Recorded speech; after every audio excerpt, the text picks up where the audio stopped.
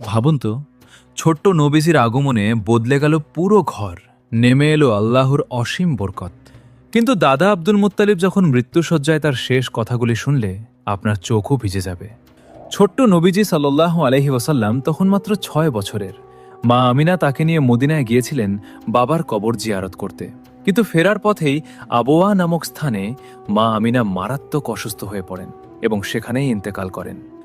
জন্মের আগেই বাবা হারিয়েছিলেন, এবার মাকেও হারালেন। এতিম শিশুকে নিয়ে উম্মে আয়মান পৌঁছে দেন দাদা আব্দুল মুত্তালিবের কাছে। দাদা তাকে এতটাই ভালোবাসতেন যে নবীজি না এলে দাদা খেতেনই না।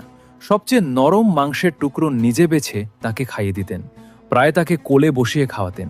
তিনি লক্ষ্য করতেন যে খাবার সবার জন্য কম হওয়ার কথা, নবীজি হাত দিতেই সেই খাবারেই পুরো পরিবার তৃপ্ত হয়ে যেত। কিন্তু এই সুখও বেশিদিন থাকেনি।